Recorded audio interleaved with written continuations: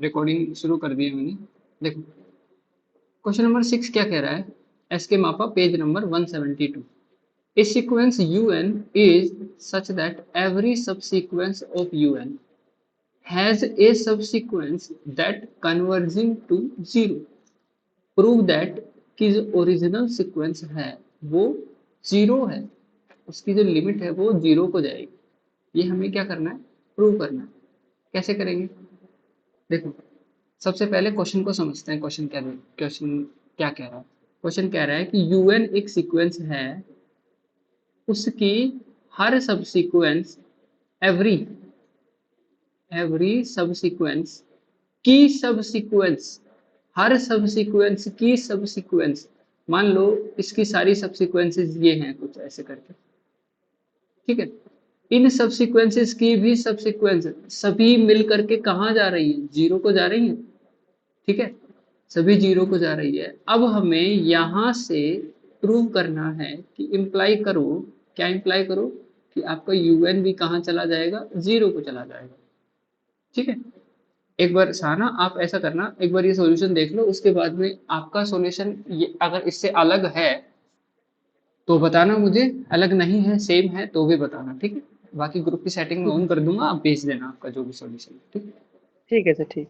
ठीक है, देखो अभी हम क्या करेंगे, to prove that limit un is equal to zero, un की लिमिट जीरो है, ये प्रूव करने के लिए given that every subsequence of un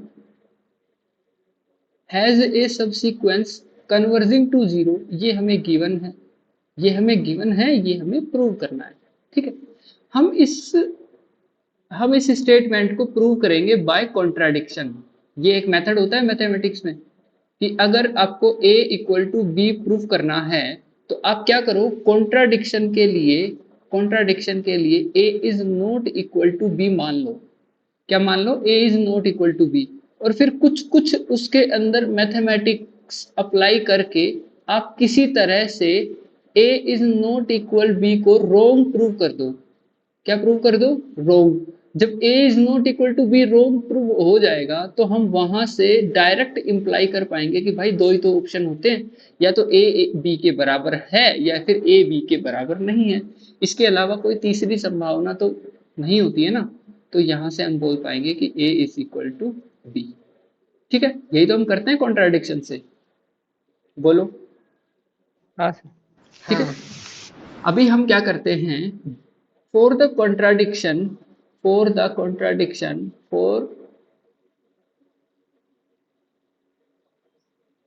contradiction suppose limit n tending to infinity, un की जो लिमिट है वो जीरो नहीं है, ऐसा हमने मान लिया है। हमें प्रूव क्या करना था कि un की जो लिमिट है वो जीरो है, ये हमें प्रूव करना था। हमने कॉन्ट्राडिक्शन के लिए इससे उल्टा मान लिया। अब इसको उल्टा मान लिया कि लिमिट जीरो के इक्वल नहीं है, तो हम कुछ मैथमेटिक्स यहाँ पर अप्लाई करेंगे ताकि हमने जो माना था वो, हमारी जो मान्यता है हम उसको गलत साबित कर पाए। हमारी जो अजम्पशन है उस अजम्पशन को हम गलत सिद्ध कर पाए, इसलिए हम अब आगे की प्रोसेस करेंगे। देखो अब मुझे आप एक बात बताओ कि जनरली क्या होता है कि अगर un की लिमिट l को जा रही है, un l को अगर जा रहा है तो हम क्या कह देते हैं कि भाई एक ऐसा stage for any epsilon greater than zero, इसको फिर से लिखते हैं, रुको एक सेकंड थोड़ा अच्छे से समझाता हूँ इसको।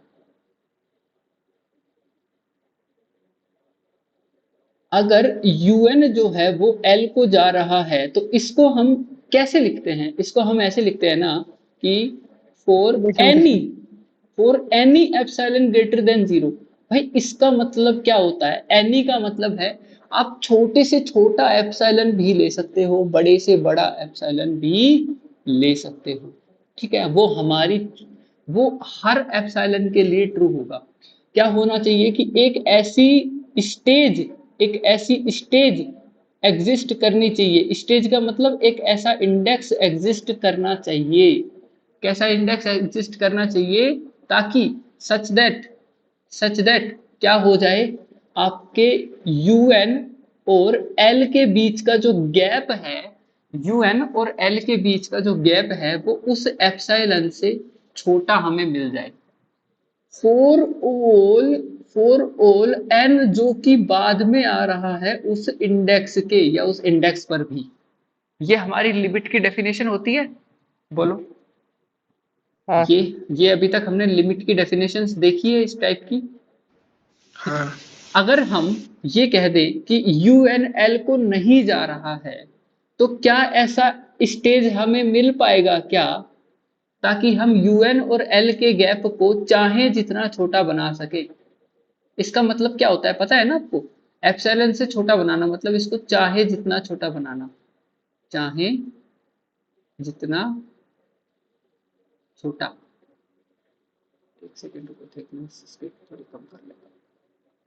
चाहे जितना छोटा हम इसको नहीं बना सकते अगर यूएन एल को नहीं जा रहा है।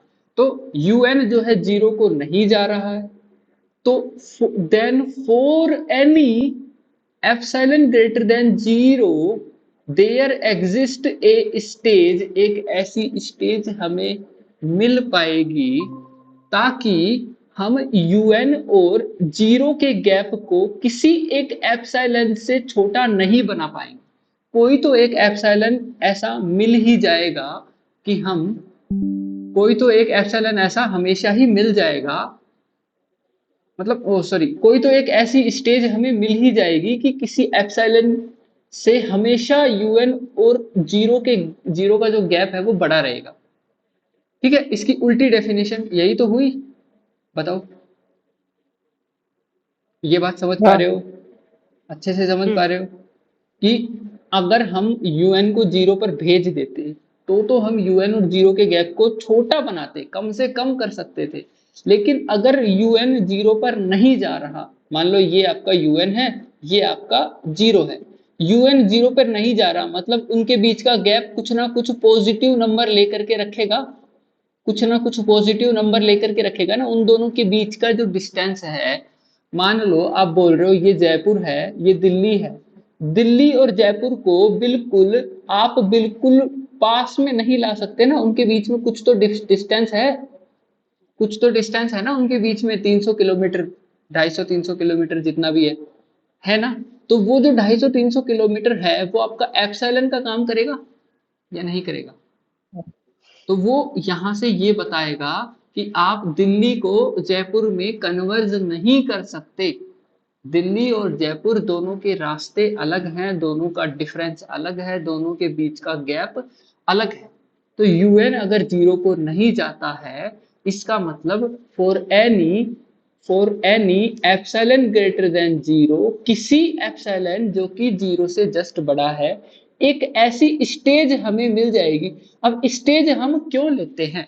स्टेज हम सिर्फ एक कारण की वजह से लेते हैं, बताना अगर मैं रोग हूं तो, कि आप बोलते हो कि इन जो सीक्वेंस होती है, सीक्वेंस में कितने टर्म्स होते हैं? इनफाइनाइट टर्म्स होते हैं सीक्वेंस में, होते हैं ना भाई?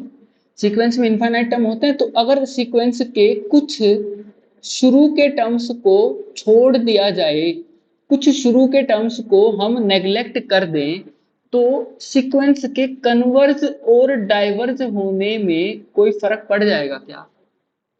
नहीं नहीं। कोई फर्क नहीं पड़ेगा। लेकिन ऐसा नहीं है कि सीक्वेंस के कुछ टर्म्स को चूज गलत कर ले तो फर्क पड़ जाएगा। अगर मान लो u1 को आपको 1 चूज करना था, उससे आपकी कन्वर्जेंट आ रही थी, अगर आपने u1 को आपने 2 चूज कर लिया तो हो सकता है डाइवर्ज आ जाए। मैं यहाँ पर सिलेक्शन की बात नहीं कर रहा, मैं यहाँ पे नेग्लेक्ट करने की बात कर रहा हूँ। सिलेक्शन और नेग्लेक्ट करना दोनों अलग अलग बातें हैं। चूज अगर आप अलग कर लोगे, पहली टर्म अलग अलग से चूज कर लोगे, आप सेलेक्ट कर लोगे, तो हो सकता है वो कन्वर्स कर जाए, डाइवर्स कर जाए, फर्क पड़ जाएगा। लेकिन अगर आप उनको छोड़ दोगे तो कोई फर्क नहीं पड़ेगा, सीक्वेंस अपने बिहेवियर को चेंज नहीं करेगी। क्यों नहीं करेगी? क्योंकि सीक्वेंस कभी भी कुछ टर्म्स के ऊपर डिपेंड नहीं करती ना भाई। सीक्वेंस किस पे डिपेंड करती है? इनफाइनाइटली मैनी टर्म्स के ऊपर डिपेंड करती है। ठीक है, तो इसका मतलब कि ऐसा एक स्टेज हमें मिल जाएगा ताकि यूएन और जीरो का जो गैप है, यूएन और जीरो का जो गैप है वो किसी एक एप्सिलॉन से छोटा नहीं किया जाएगा। नहीं किया जा सकता। उनके बीच में कुछ ना कुछ डिस्टेंस तो रहेगा ही, समझ पा रहे हो? कुछ ना कुछ हम्म उनमें डिस्टेंस रहने ही वाला है। तो मतलब हम एप्सिलॉन को कम से कम नहीं कर सकते, क्रॉस लगा दिया मैंने यहाँ पे, ठीक है, समझ गए? अब इसी टर्म को इम्प्लाई करके आगे हम ऐसे लिख सकते हैं कि मोड ऑफ यूएन हमेशा ही एक पॉजिटिव एप्सिलॉन से बड़ा रहने वाला है, ठीक है, हम्म हमेशा ही बड़ा रहने वाला है। Now consider the subsequence U N K of U N. अब यूएन के, एक यूएन की सब सीक्वेंस हमने कंसीडर कर ली। भाई जब आपकी यूएन ओरिजिनल सीक्वेंस ही जीरो को नहीं जा रही, तो मुझे बताओ कि क्या उसकी सब सीक्वेंस जीरो को जा सकती है? नहीं नहीं जाएगी। तो क्या उसके सब सीक्वेंस के लिए भी ये क्राइटेरिया फुलफिल हो जाएगा? नहीं नहीं नहीं अरे नहीं होगा। है, ऑब्वियसली होगा प्रथम के लिए, हाँ होगा ना? होगा आप होगा नहीं होगा। कर रहे हो ना, आप नहीं कर रहे हो, इसलिए मैं कह रहा हूँ कि हो जाएगा ना, हम्म। ठीक है। तो देखो यूएन के लिए अगर ये क्राइटेरिया फुलफिल हो गया कि ये हमेशा ही एप्सिलॉन से बड़ा रहने वाला है, कि यूएन और जीरो के गैप को हमेशा हम जीरो के नजदीक नहीं पहुंचा सकते, मतलब अल्फा शून्य, के लिए हाँ। शून्य नहीं किया जा सकता, ठीक है, पास नहीं हम्म किया जा सकता उनको, किसी एक डिस्टेंस पर आकर के दोनों रुक जाएंगे। तो उसको हम अगर उसकी एक सबसीक्वेंस ले लें, तो सबसीक्वेंस भी तो जीरो के पास नहीं जा सकती ना। भाई ओरिजिनल सीक्वेंस ही नहीं गई जीरो के पास में, तो सब सीक्वेंस कैसे हम्म। जाएगी? वो भी नहीं जा सकती, ऑब्वियस बात है ना, यस सर। ठीक है। तो इसको हम इंप्लाई करके क्या लिख सकते हैं? U N K is greater than epsilon, greater than equal to epsilon for all K यहाँ पर एक और हमने इंडेक्स ले लिया, के यहाँ पर क्या ले लिया? एक और इंडेक्स ले लिया। एक देखो, जैसे जैसे आप इंडेक्स लेते जाओगे, सब सीक्वेंस की सब सीक्वेंस बनती जाएंगी, इतना भी पता है आपको, ठीक है। अब हम यहाँ पर क्या बोल रहे हैं? since every subsequence of un has a subsequence converging to zero। अब एक बात बताओ मुझे कि ये जो सब सीक्वेंस हमने ली थी, इसकी सब सीक्वेंस को जीरो को कन्वर्ज करना पड़ेगा ना? बोलो, हम्म करना पड़ेगा ना, क्योंकि हमने स्टार्टिंग में क्या बोला था? देखो क्वेश्चन क्या कह रहा है, क्वेश्चन क्या कह रहा है कि every subsequence of u n has a subsequence that converging to zero. तो भाई हमने यूएन लिया, यूएन की कोई सब सीक्वेंस हमने यूएन के ले ली, अब यूएन के की सब सीक्वेंस हम ले लेंगे यूएन के और जे। हमने इंडेक्स पे इंडेक्स लगा दिया, तो सब सीक्वेंस की भी सब सीक्वेंस बन गई। यूएन के जो है वो यूएन की सब सीक्वेंस बन गई, यूएन के जे जो है वो यूएन के की सब सीक्वेंस बन गई। ये जीरो को नहीं जा रही थी, तो ये भी जीरो को नहीं जाएगी, ठीक है। ये जीरो को नहीं जा रही थी, तो ये भी जीरो को नहीं जाएगी, और ये जीरो को नहीं जा रही थी, मतलब ये जीरो को अगर नहीं जा रही है, तो ये भी जीरो को नहीं जानी चाहिए ना, नहीं जानी चाहिए ना। तो लेकिन ये तो जीरो को जा रही है अकॉर्डिंग टू हमारा जो स्टेटमेंट दिया हुआ है हमें। बोलो, बात समझ में आई क्या? हाँ। अच्छे से समझ में आई? ओके। देन अब हम क्या करेंगे कि यहां से हम बोल सकते हैं कि ये कन्वर्ज कर गई कौन? सब सीक्वेंस की सब सीक्वेंस, यूएन की सब सीक्वेंस कौन? यूएन के की सब सीक्वेंस कौन? यूएन के जे। ये जीरो को नहीं गई, ये जीरो को नहीं गई, लेकिन ये चली गई जीरो को। हो सकता है क्या? ऐसा पॉसिबल है क्या? नहीं पॉसिबल है ऐसा? बिल्कुल नहीं पॉसिबल, नहीं है ना ऐसा पॉसिबल। कन्वर्स जीरो को कर रही है एज जे, जे मतलब इंडेक्स, इसका सब सीक्वेंस यूएन के का इंडेक्स, मतलब यूएन के की सब सीक्वेंस का इंडेक्स अगर हम बढ़ाते जाते हैं, जे को इन्फिनाइट करते जाते हैं, तो वो जीरो को चली जाएगी, मतलब यूएन के जे जीरो को चली जाए। ऐसा हो सकता है क्या? नहीं हो सकता ना। तो इसलिए हम कह देंगे how ever this contradicts the fact that UN के इज ग्रेटर देन एप्सिलॉन। अगर यूएन के को हम जीरो के नजदीक नहीं पहुंचा सकते, तो उसके सब सीक्वेंस को कैसे पहुंचा सकते हैं भैया? नहीं पहुंचाया जा सकता ना। देन ये एक स्टेटमेंट और ये एक दूसरी स्टेटमेंट, क्या ये दोनों स्टेटमेंट एक दूसरे को कॉन्ट्राडिक्ट नहीं कर रही क्या? हाँ कर रही तो। कॉन्ट्राडिक्शन हो गया यहाँ पर। और कॉन्ट्राडिक्शन किस लिए हुआ, क्या वजह थी कॉन्ट्राडिक्शन होने की? कॉन्ट्राडिक्शन होने की वजह थी जो हमने स्टार्टिंग में माना था, limit N tending to infinity un is not equal to zero. ये वजह थी हमारे कॉन्ट्राडिक्शन की।